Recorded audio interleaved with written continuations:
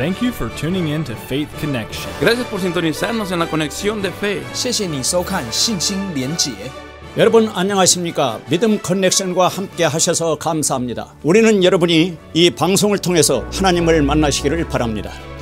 안녕하십니까? 오늘은 골로새서 2장 말씀 6절과 7절 함께 나누길 원합니다. 골로새서 2장 6절과 7절입니다. 그러므로 너희가 주 곧 그리스도 예수님을 받아들였듯이 그렇게 그분 안에서 걷되 그분 안에서 뿌리를 내리고 세워지며 가르침을 받은 대로 믿음 안에 굳게 서서 그 안에서 넘치도록 감사를 드리라.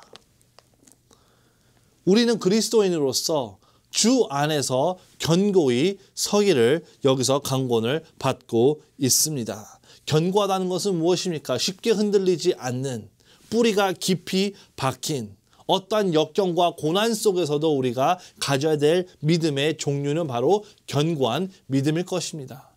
여러분과 제가 정말 이 어려운 생활들을 하고 있습니다. 참 그리스도인의 생활이라는 게 쉽지가 않습니다. 다들 그냥 꽃밭에서 노는 것처럼 그렇게 쉬운 것이 아닙니다. 정말 우리에겐 현실도 있고 그리고 또한 믿음 생활을 하면서 어려운 것이 한두 가지가 있습니다. 한두 가지가 있는 것이 아닙니다. 정말 핍박도 있고요. 그리고 사람들의 조롱도 있고요. 그리고 우리가 참 손해를 보는 그러한 삶을 살기도 합니다.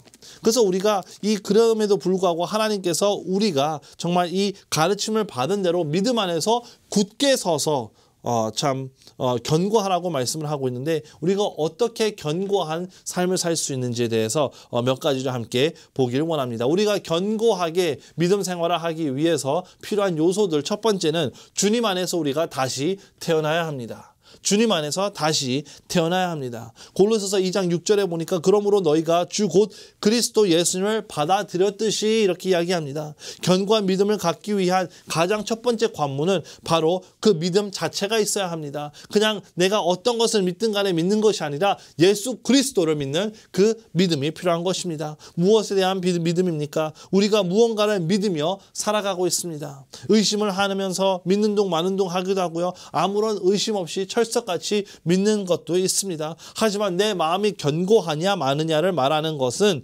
내가 무엇에 대한, 누구에 대한 믿음을 가지고 있느냐가 더욱더 중요한 것입니다. 그 대상은 바로 우리 주님 되시는 예수 그리스도가 될 것입니다. 여러분도 굉장히 믿음을 가지고 살고 계십니다. 예수 그리스도의 믿음이든 다른 믿음이든 우리는 살아가면서 믿음을 이야기하고 실천하고 있습니다. 오늘 아침에 제가 여기까지 오게 되는 것도요. 제가 자동차에 대한 믿음이 있었습니다. 내가 그 자동차에 들어가서 시동을 걸면 이것이 시동이 걸리리라. 지금 그런 믿음을 가지고 있습니다. 내가 지금 기름이 거의 다 꽉 차 있는데 지금 나에게 보이는 그 눈금이 거짓말하지 않고 정확하게 기름이 남아있는 그 눈금이리라. 그러한 믿음을 가지고 있습니다. 그리고 내가 이것을 악셀레이터를 밟았을 때 내가 이것을 드라이브로 놓고 악셀레이터를 밟았을 때 이 차가 앞으로 가리라 하는 그런 믿음이 있었기 때문에 제가 그것을 밟은 거예요. 만약에 내가 브레이크를 밟아야 앞으로 간다고 생각을 하고 그것에 대한 믿음이 있었다면은 제가 브레이크를 계속 밟으면서 왜 앞으로 가지 않지라고 생각을 했을 것입니다. 그렇지만 그런 게 아니에요. 그래서 이 사도 바울은 지금 이 골로새 교회의 교인들에게 편지를 쓰고 있으면서 너희들이 예수님을 받아들였듯이 너희가 구원받은 하나님의 자녀가 된 것처럼이라고 이 기록을 하고 있는 것을 볼 수가 있습니다. 그래서 이 견고한 믿음을 가지기 위해서 그 첫 관문은 예수 그리스도에 대한 새 생명을 얻고 다시 태어나셔야만 하는 것입니다. 무엇이 나로 하여금 다시 태어나게 하는 것입니까? 바로 예수 그리스도의 복음을 통해서 내가 지금 죄인 되었지만 내 죄를 담당하기 위해서 십자가에 달려 돌아가시고 장사 지낸 지 3일 만에 부활하셔서 지금은 승천하셔서 하나님의 오른편에 앉아 계시는 그 예수 그리스도를 여러분께서 믿고 내 죄를 위해서 그 대속의 십자가를 지셨다는 그 십자가 사건을 내가 영접함으로써 예수 그리스도의 보혈로만 내 죄가 다 씻게 되리라는 그러한 믿음을 가지고 그것을 내가 믿음으로써 예수 그리스도를 나의 구세주로 영접함으로써 우리가 구원을 받을 수가 있다는 있다는 것입니다. 이 아이로 말하자면 아이가 태어나는 그러한 사건이 있어야만 아이가 성장할 수 있듯이 주님 안에서 새 생명을 얻고 다시 태어나야만 하는 것입니다. 다시 태어나는 과정이 없이는 여러분의 믿음이 있는 것 같지만 실제로 존재하지 않은 그러한 죽은 믿음인 것입니다. 요한복음 3장 6절에서 7절에서는 육에서 난 것은 육이요 성령에서 난 것은 성령이니 내가 내게 이르기를 너희는 반드시 다시 태어나야 하리라 한 것에 놀라지 마라 이렇게 말씀을 하고 있습니다. 성경은 다시 태어난 수많은 사람들의 기록들로 가득 차 있습니다. 다시 태어난다는 것은 무엇입니까? 바로 나의 죄 안에서 나로 죄로 인해서 지옥이라는 곳에서 영원히 불탈 수밖에 없었던 그러한 영혼을 하나님 예수 그리스도를 받아들임으로써 나의 구세주로 모심으로써 내 죄를 위해서 죽으시고 장사 지낸 지 3일 만에 부활해 하셔서 정말 그 죽음의 권세를 깨치셨다는 것을 내가 믿고 영접함으로써 얻는 구원이라고 제가 말씀을 드렸습니다. 그 구원을 받을 때 우리는 하나님의 자녀가 되고 다시 태어나게 된다는 것입니다. 요한복음 1장 12절에 보니까 그분을 받아들인 자들 곧 그분의 이름을 믿는 자들에게는 다 하나님의 아들이 되는 권능을 그분께서 주셨다 이렇게 말씀하고 있습니다. 이 귀한 복음을 우리는 지난 계속 몇 년 동안 계속해서 전해왔습니다.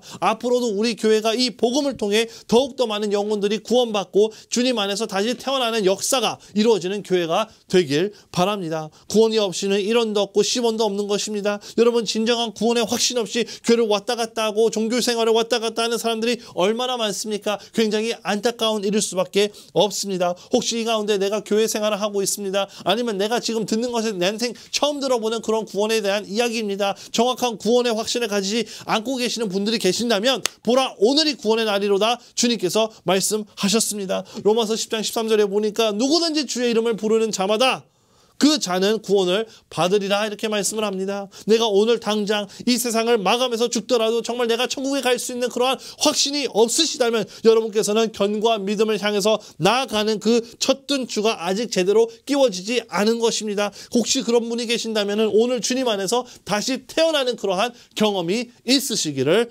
바랍니다. 에디오피아의 내시를 기억하십니까? 그가 침례를 받고자 집사였던 빌립에게 무엇이 나로 하여금 침례받는 것을 방해하고 가로막고 있습니까? 라고 질문했을 때 예수 그리스도를 믿었던 빌립 집사는 이렇게 대답을 했습니다. 사도행전 8장 37절에 빌립이 이르되 만일 그대가 마음을 다하여 믿으면 받을 수 있느니라 하니 그가 응답하여 그러되 예수 그리스도께서 하나님의 아들이심을 내가 믿습니다. 예수님께서도 사도 베드로에게만 했던 질문은 어떠합니까? 베드로야 너는 나를 누구라 하느냐라는 그 질문에 베드로는 이 유명한 고백을 합니다. 시몬 베드로가 대답하여 이르되 주는 살아계시는 주시오 그리스도시오 살아계신 하나님의 아들이시나이다 하매 하나님의 복음의 문은요 모든 곳에 널려 있습니다. 흑인, 백인, 황인, 미국인, 한국인 할 것 없이 모든 사람에게나 주어지는 하나님의 선물인 것입니다. 이 편지가 쓰여진 골로새의 성도들은요. 이 본문 말씀에서 말하듯이 예수 그리스도를 받아들인 구원을 받은 형제 자매였습니다. 그래서 이 견고한 믿음을 갖기 위해 첫 번째 우리가 가장 중요한 것, 우리 믿음이 시작되는 것, 그 가장 먼저인 예수님에 대한 믿음을 가져야 되는데 그것이 바로 하나님께서 주시는 구원의 선물을 받아들임으로 다시 시작을 한다는 것입니다. 그래서 여러분께서요. 내가 믿음 생활을 하는데 목사님 제가 좀 잘 믿음 생활을 하고 싶습니다. 제가 좀 잘 견고하게 정말 하나님께서 원하시는 그러한 믿음 생활을 하기를 원합니다라고 말씀하신다면 여러분 첫 번째로 가장 중요한 것이 무엇이다? 바로 예수 그리스도 안에서 다시 태어나는 것입니다. 여러분은 다시 태어나셨습니까? 여러분은 오늘 죽어도 당장 죽어도 내가 정말 천국에 갈 수 있는 확신이 있으십니까? 다시 태어나셔야만 합니다. 육으로 태어난 것은 육으로 태어난 것이고 영으로 태어난 것은 다시 한번 영으로 태어나야 하기 때문입니다. 두 번째로는요. 골로새서 말씀 6절 함께 보시겠습니다. 그러므로 너희가 주 곧 그리스도 예수님을 받아들였듯이 그렇게 그분 안에서 걷되 그분 안에서 걸어야 한다고 말씀을 하고 있습니다. 그래서 두 번째로는요. 주님 안에서 걸어야 합니다. 주님 안에서 걸어야 합니다. 이 골로새 교회에도 사도 바울이 주는 권면이 있었으니 바로 예수님을 받아들였듯이 그분 안에서 걸으라는 것입니다. 동행하라는 것입니다. 걸어야만 다리에 힘이 생기고 다리에 힘이 생겨야 걷다가도 뛰게 되는 것입니다. 어느 누가 그냥 태어나자마자 바로 뛰는 사람은 없습니다. 내가 먼저 이 걷기 시작하면 다리에 힘이 생기고 다리에 힘이 생기게 되면 그때부터 뛰어갈 수가 있습니다. 우리의 믿음이 견고해지기 위해서 주님 안에서 걷는 것이 얼마나 중요한지 모르겠습니다. 아이가 태어난 지 6개월 6개월까지는 걷지 못해도 괜찮습니다. 아직까지는 어리고 태어난 지 얼마 되지 않았기 때문에 누구나 이해를 하고 있습니다. 그런데 태어난 지 1년이 되고 2년이 되고 3년이 지나고 4살, 5살, 10살이 됐는데도 아직까지도 무릎으로 기어다니고 걷지 못한다면 그것은 정상적으로 성장하지 못했기 때문일 것입니다. 우리의 믿음이 견고해지기 위해서는요, 우리는 주님 안에서 걸어야 합니다. 주님과 동행해야 돼요. 함께하는 삶을 살아야만 하는 것입니다. 사도 바울은 갈라디아 교회에도 성령 안에서 걸으라고 말씀하셨습니다. 갈라디아서 5장 16절에 그런즉 내가 이것을 말하노니 곧 성령 안에서 걸으라. 그리하면 너희가 육신의 욕심을 이루지 아니하리라. 에베소 성도들에게는 빛의 자녀들로 걸어가라고 말씀하십니다. 에베소서 5장 8절에서는 너희가 한때는 어둠이었으나 이제는 주 안에서 빛이니 빛의 자녀들로 걸으라. 시편 기자는 우리에게 주님 안에서 걷는 데에 하나님의 말씀이 등불이라고 말씀하십니다. 시편 119편 105절에서는 주의 말씀은 내 발의 등불이요 내 길의 빛이니이다. 정말 내가 구원도 받았고 하나님의 자녀도 되었고 예배 참석도 하고 있고 봉사도 하고 있지만 주일이 아닌 월화수목 금토의 매일매일의 생활 속에서 아직까지도 그분의 임재를 경험하지 못하고 변화되는 삶을 살고 계시지 못한다면 그것에 대한 열쇠는 바로 주님과의 동행인 줄로 믿습니다. 그분과의 관계에 따라서 나의 영적 게이지가 상승하기도 하고 내려가기도 하는 것입니다. 말씀 묵상을 통해서 정말 기도를 통해서 그분과의 교제를 통해서 여러분의 믿음이 더욱더 견고해지시기를 바랍니다. 그런데 이 관계를 유지하는 것은요, 그냥 얼렁뚱땅 되는 것이 아닙니다. 그냥 내가 교회 다니니까 되겠지 얼렁뚱땅 그런 것이 아닙니다.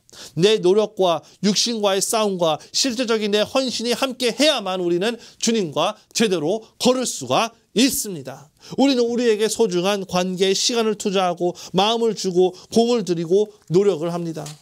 여러분께서 중요하게 생각하는 것이 무엇입니까? 어떤 사람들은 골프를 좋아해서 정말 골프를 하면은 꿈을 꾸다가도 그것이 그린으로 보이기도 합니다. 어떤 사람들은 다른 운동 종목을 좋아할 수 있고 낚시를 좋아하면 내가 정말 강태공이 되는 것처럼 그런 꿈을 꾸기도 합니다. 그렇지만 우리에게 가장 관심사가 있어야 한다는 것은 바로 주님과의 관계가 될 것입니다.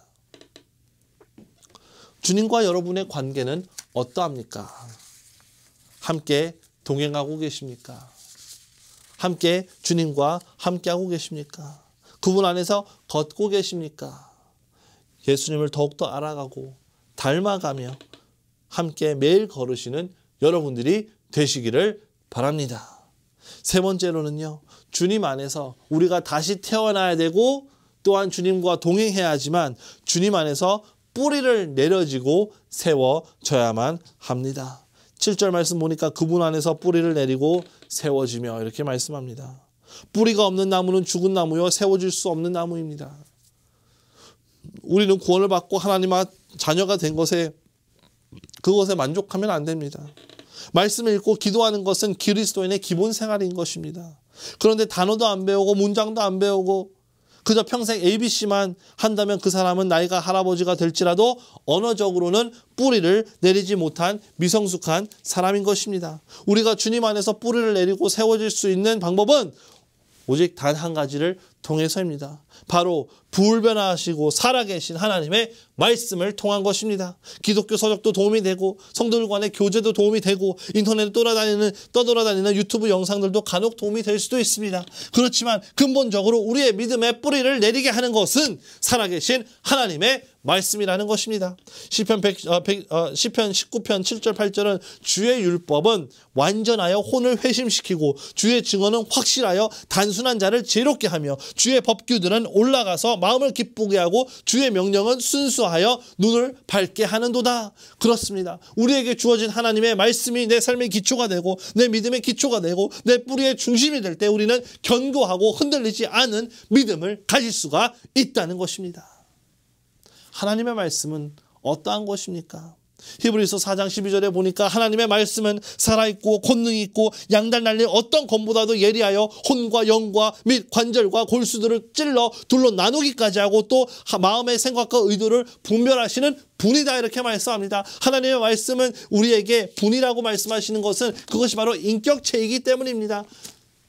요한복음 여러분께서 잘 알고 계시는 말씀입니다. 1장 1절에 뭐라고 합니까? 처음에 이 말씀이 계셨고 말씀이 하나님과 함께 마셨으며 말씀이 하나님이셨더라. 바로 그분께서 처음에 하나님과 함께 계셨고 모든 것이 그분에 의해 만들어졌으니 만들어진 것 중에 그분 없이 만들어진 것은 하나도 없었더라. 다시 말하자면 이 살아계신 하나님의 말씀이 예수 그리스도시기 때문에, 예수 그리스도가 이 말씀이시기 때문에, 그리고 이 말씀이 하나님이시기 때문에 이것이 살아계신 하나님의 말씀이라고 우리가 믿을 수 있는 이유는 바로 이것이 인격체이기 때문입니다. 이것은 살아 움직여서 참 우리의 마음을 찌르기도 하고 우리의 마음을 위로하기도 하고 우리의 마음을 움직이기도 하는 것이 바로 이 살아계신 하나님의 말씀이라는 것입니다. 그래서 이 강력한 이 권능의 말씀이 여러분의 삶 속에서, 여러분의 안에서, 여러분의 믿음의 뿌리로 내려지시기를 바랍니다.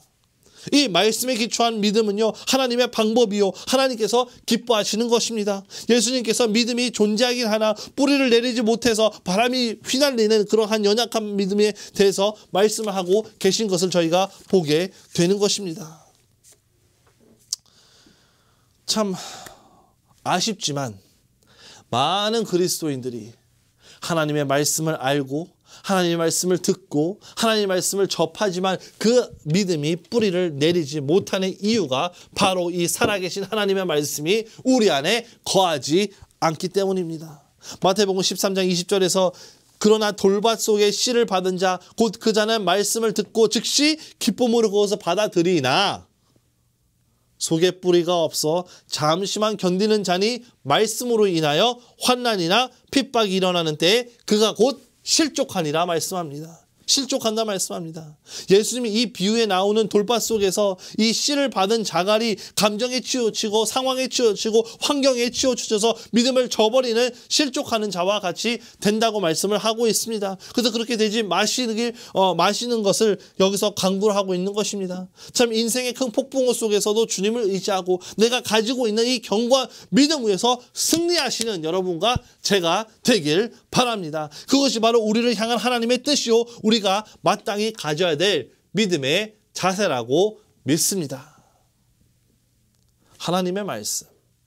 우리가 그 하나님의 말씀 안에서 어떻게 해요? 다시 태어나야 합니다. 그 말씀 안에서 우리가 계속해서 동행을 해야 합니다. 또한 그 말씀 안에서 우리가 계속해서 앞으로 나아가야 합니다. 뿌리 내리는 그러한 삶을 살아야만 합니다.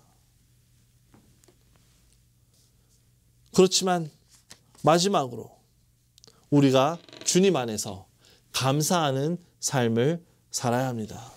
갈라디아서 2장 7절 마지막에 뭐라고 말씀합니까? 그 안에서 넘치도록 감사를 드리라. 감사를 드리라 말씀하고 있습니다. 우리는 감사에 부재하는 시대에 살고 있는 것 같습니다.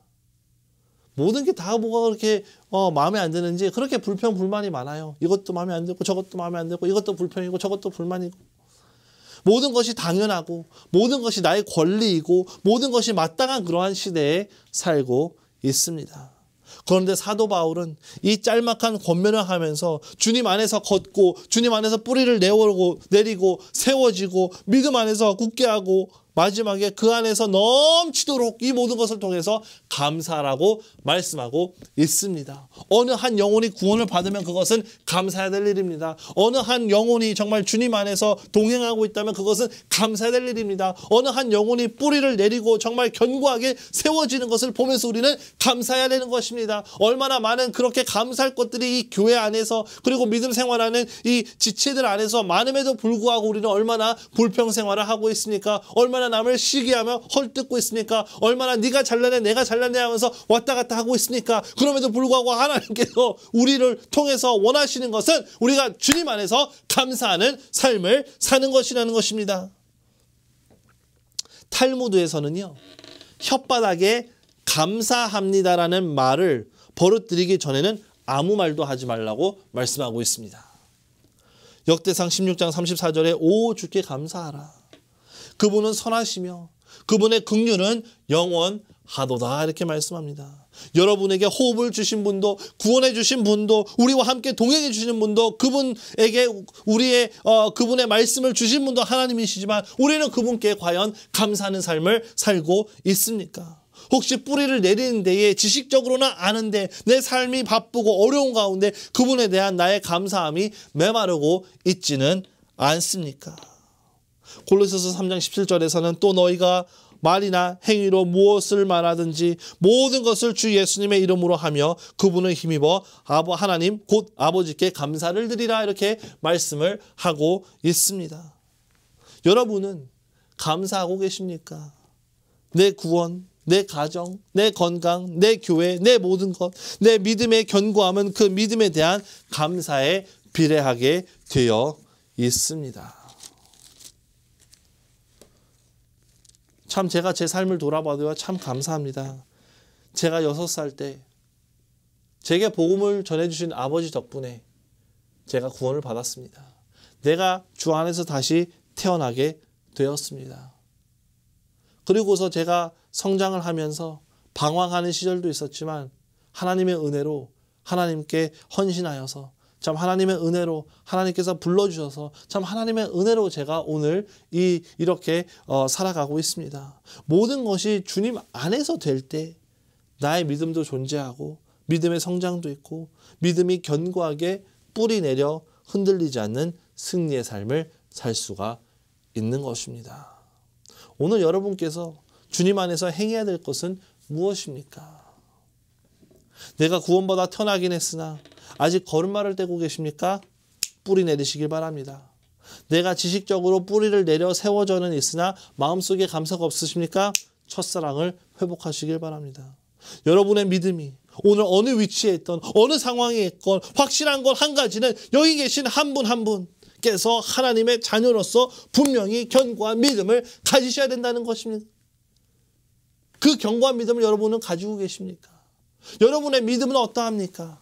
아직까지 이제 갓 구원받아서 정말 아직까지도 걸음마를 떼고 있는 수준이시라면 여러분께서 다음 하셔야 되는 것은 무엇입니까? 바로 동행하셔야 됩니다. 하나님과 동행을 하면서 하나님과 걸으면서 여러분의 다리가 강해지고 정말 믿음적인 영적인 것이 강해질 때 여러분은 더욱더 이제 달릴 수가 있습니다. 여러분께서 목사님 저는 지금 믿음이 겨우 이제 하나님과 동행하고 겨우 이제 하나님과 소통하고 겨우 이제 관계를 이제 하고 있는 그러한 상황입니다. 여러분께서 하셔야 되는 것은 뿌리를 내리셔야 합니다. 뿌리를 내리셔야 합니다. 뿌리를 내려야만 여러분께서 계속해서 걸을 수가 있는 것입니다. 뿌리를 내려야만 계속해서 뛸 수가 있는 것입니다. 뿌리를 내려야만 여러분께서 세워질 수가 있는 것입니다. 뿌리가 내려져야만 여러분께서 뿌리가 세워진 후에도 계속해서 앞으로 나아갈 수가 있다는 것입니다. 어제보다 오늘이 더 단단하고 오늘보다 내일이 더 견고해지는 그러한 믿음의 사람이 되시길 바랍니다. 여러분의 믿음이 견고할 때 여러분의 가정이 바로 서고 여러분의 가정이 바로 설 때 우리 교회가 더욱더 성숙해지고 아름다워질 것이라고 믿습니다. 여러분의 믿음은 어떠하십니까? 견고하십니까?